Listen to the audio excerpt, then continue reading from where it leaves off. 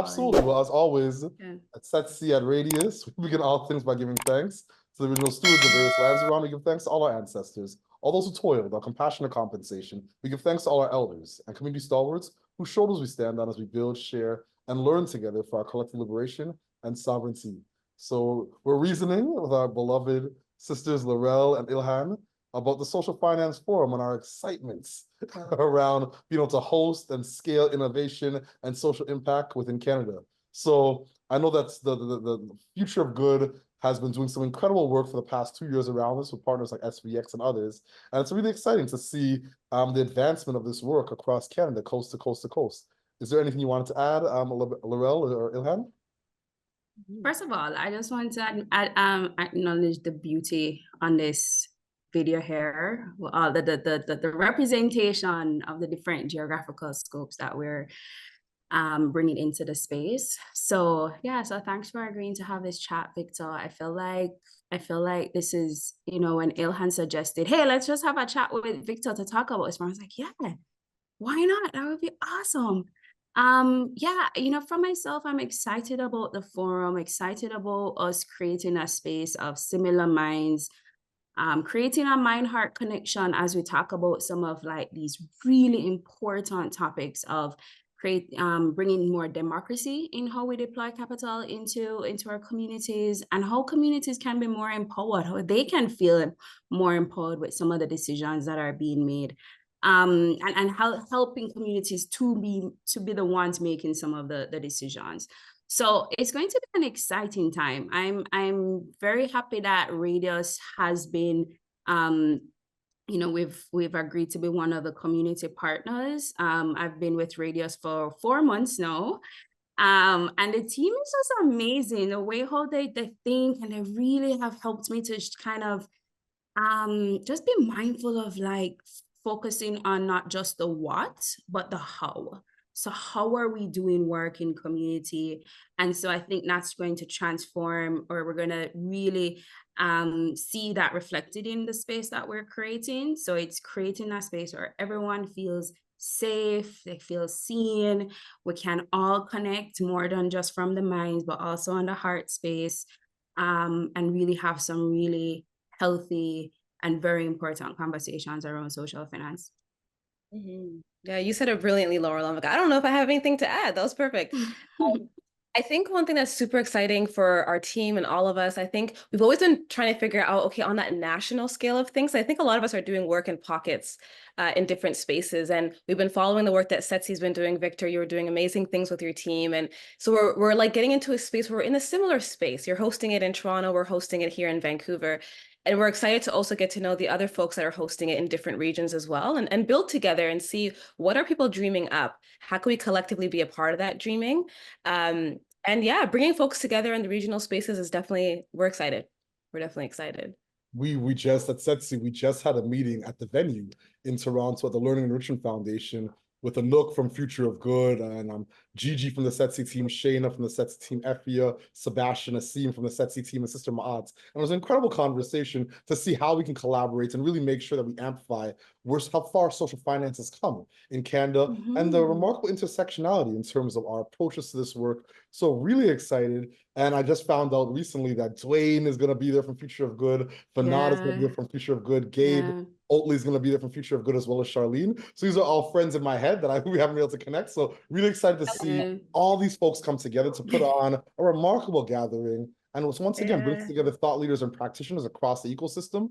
In terms of our gathering, the local programming is really dynamic. Me and Ma'at just spoke this morning about the National Advisory Board on Impact Investing. So Jeff Moore, Sister Jaleesa Brown from TIP, Graham Singh from Trinity Centers, Lindsay Wallace from Meta, these folks being able to amplify the work of the National Advisory Board Impact Investing at the Social Finance Forum. Some of the work that we want to amplify around impact measurement, some of the work we want to manifest or actualize around blended finance. Our colleague Adam Spence from SVX provided an incredible opportunity to amplify the work of fund managers, 7 to be exact, from Colombia. They're doing a tour. So they're going to be here doing a breakout at the Social Finance Forum in Toronto. And then we have 2 tracks around outcomes financing and one on community land trust with our incredible colleagues at Black Urbanism and Tapestry Capital. So really excited. And last but not least, we just confirmed our brilliant colleague, Janine Manning, the new executive director of the Indigenous Peoples Resilience Fund, as one of our opening keynotes. So just really excited about all these dynamic leaders. Jonah from Wovio, the CEO of Wovio. So many wow, incredible leaders nice. that are Yeah. going to be there and to be sharing all their actionable insights, love, and good energy to really advance, once again, social innovation and social impacts. I love that. Thank you for sharing that, Victor. And I know Jonah from Wovio.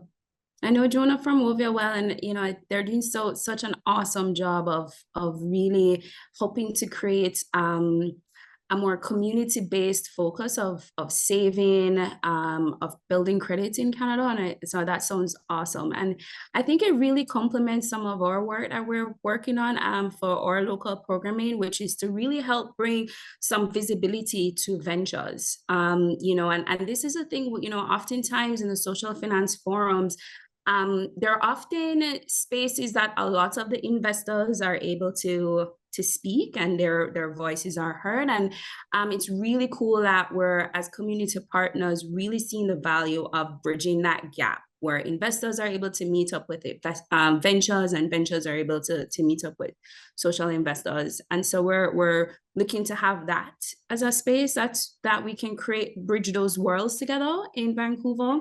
And I'll hand it over to Ilhan if she wants to also add to some of the local programming, just a thought process that we have. Definitely. I think we're thinking about a couple of things, and everything that you shared, Victor, is exciting me. I'm like, I have FOMO from like Toronto space and connecting with folks too, but we'll be all connected through the virtual space as well. And I think similar to what Laurel was saying, we've been thinking a lot about that equity-centered design thinking and how we kind of center that framework in the way that we run our labs, the way that we run our programming, our recruitment. And just as Laurel said, I think the biggest thing for us is this excitement of getting these folks into spaces with our ventures and folks that we worked with in the past, because a lot of times those paths don't cross. There's barriers. There's inequities that folks are experiencing. So we're all here in this one space collectively. So how do we start to think about these challenges and redesign and think about the financing landscape as well? For me personally, also like social finance, like I'm more of like a programmer and working with folks on the ground. So I'm personally, selfishly excited to also learn about social finance world and that landscape, and then bring that knowledge to the folks that I'm working with on the grounds as well. We're also thinking about like different ways of grant making and providing funds to folks. And so we're really thinking about how do we bring those conversations of equity into these spaces. I don't know if you want to add anything more to that, Laurel. And yeah, I'll add to that piece. You talked about a grant making piece. So, you know, a big part of social finance is it's on a spectrum. And so we are going to be having that conversation around how can we help to shift power through participatory grant making and investing. And so we're going to be having Marina from the Mary Masafa Fund that will be present. And so we're like thinking about, because we're in partnerships with them already, and so we want to have them present. How can we have that dialogue, and why is it important to have more participatory actions in the way that we think about finance and the way we think about supporting and investing in communities?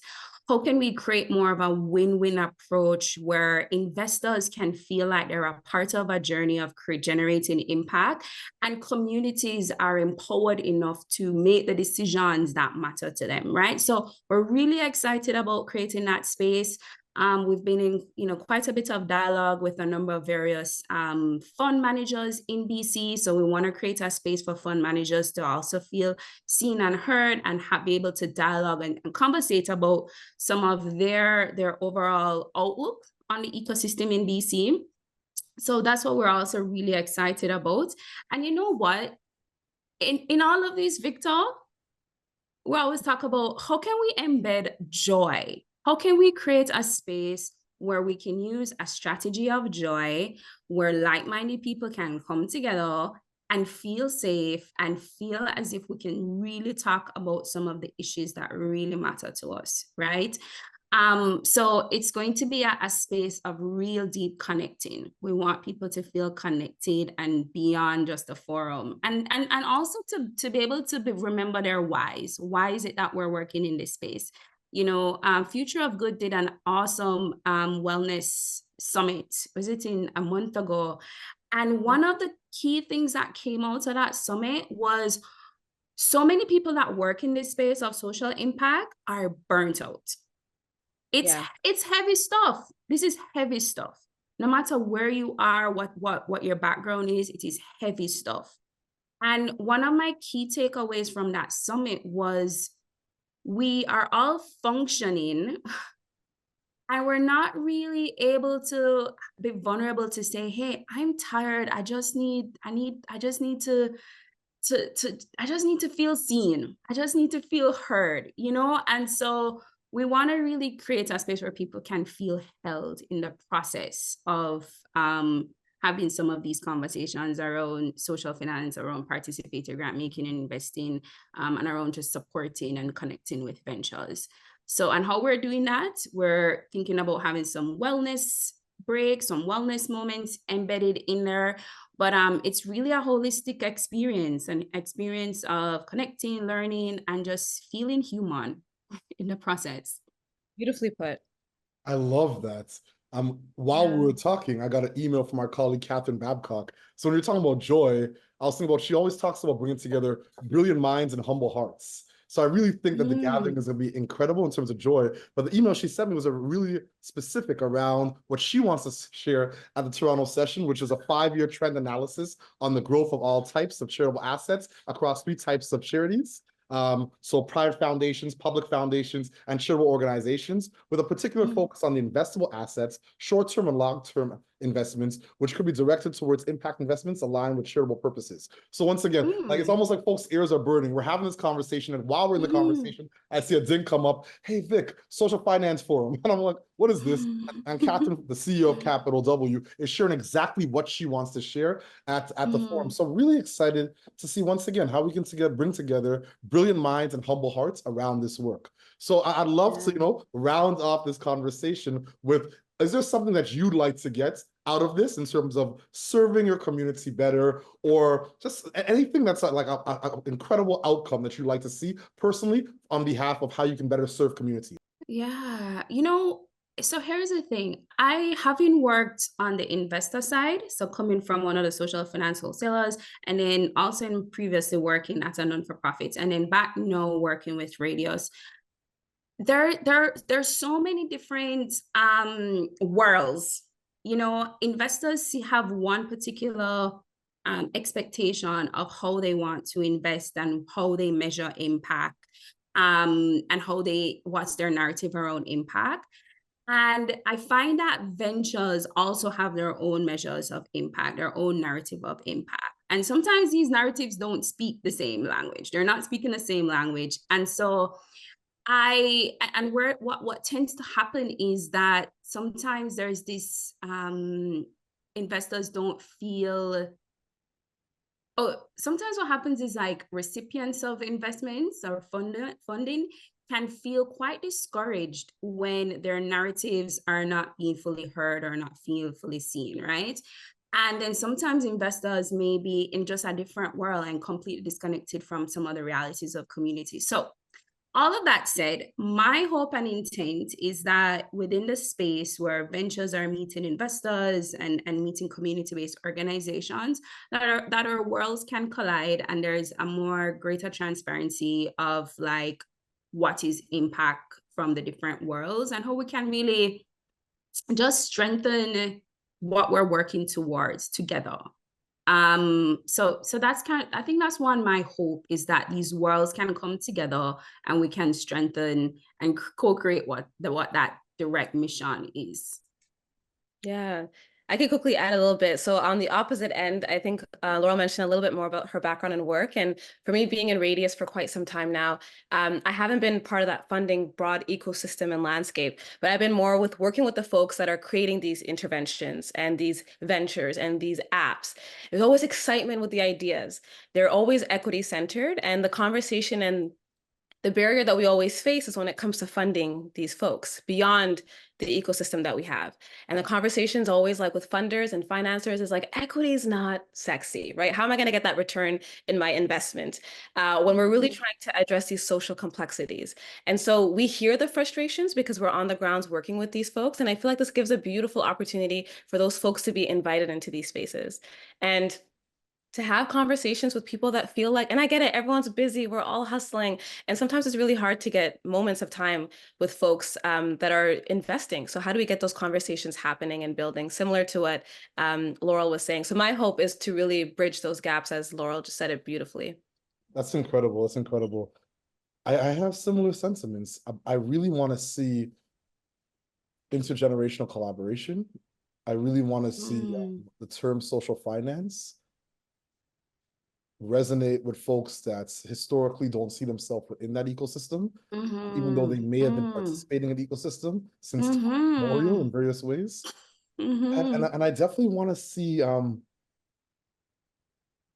of the largest asset allocators, you know, the pension funds and the folks in the private sector, understand that justice, access, inclusion, diversity, decolonization, equity are not just simply terms that we use, that they're actually the right thing to do and actually have a return.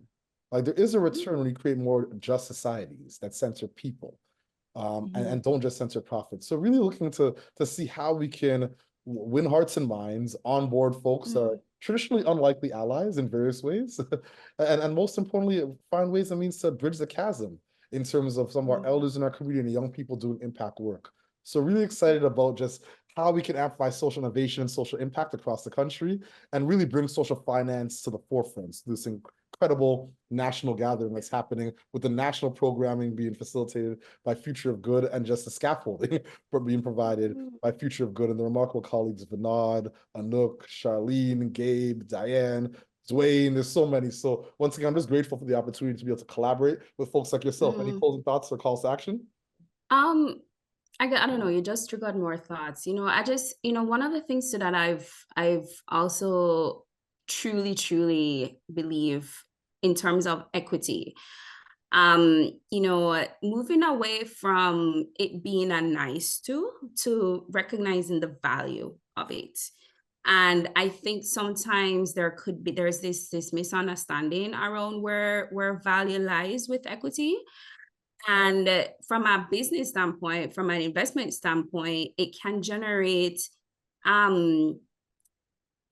investment ready opportunities that beyond what we may even expect. So a great example talked about Ovio Jonah. You know, he used his own cultural background to design a tool that is not only serving for himself, not only being of value to investors, but it's also being of value to community. And the sense of coming together and saving money and building credit. I'm talking about over because I'm part of one of the Susu groups. And it's so much fun. It's cool to be a part of like cool other Black people, different, you know, from the Caribbean, different cultural backgrounds, and saving together and having a sense of responsibility to each other. So anyways, I'm using that as an example of where equity has generated value for investors and for community, where investing in someone from a new immigrant can translate into using their cultural background, their experience to innovate and create new ideas, and therefore leading to both financial and social value for all concerned. So that kind of triggered some thoughts. So thanks for sharing that, Victor. I love that you're in Susu. I'm like, I gotta hear more about that too. Yeah, it's cool. I'm in two groups. It's cool. I have one with like a group of Black professional women, and then another one which is mostly like people from the Caribbean. And I'm saving. My mother was a Susu banker for 39 years, and I'm part of one as well. My brother, Ryan O'Neill Knight from the Afro-Caribbean Business Network, runs an incredible Susu, and our elder Abena, Janelle Skirritz, who runs a Dinker Farm. She's also the CEO of Peel Children's Aid Society. She runs one of the biggest Susus in Toronto. It's huge. The amount of capital that rotates. So we're in great company in terms of the Susu model. That's what I grew up with. So it's really cool that, you know, that he's been able to modernize that. But yeah, it's a really cool example of where equity generates value. And when you're not focusing on equity, we're losing out on so much. You know, if we are expecting everyone to function and exist in you know, with very, I don't know, very not innovative ideas. We're not really moving that needle around equity, and we're also not moving the needle around generating business value for all.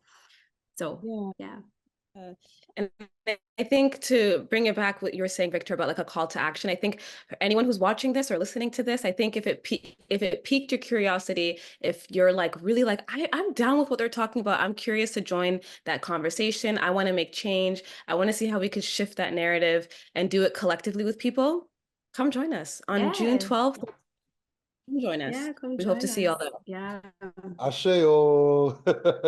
Asheo. Indeed, family, indeed. So we close this incredible conversation with the way we began the conversation, by giving thanks to our creator, by giving thanks to the original stewards, the various lands we're on. We give thanks to all our ancestors, all those who toiled without compassion or compensation. We give thanks to all our elders and community stalwarts whose shoulders we stand on as we build, share, and learn together for our collective liberation and sovereignty. Thank you so much, family. We appreciate you. Thank you. Thank you so much, Victor. This was wonderful.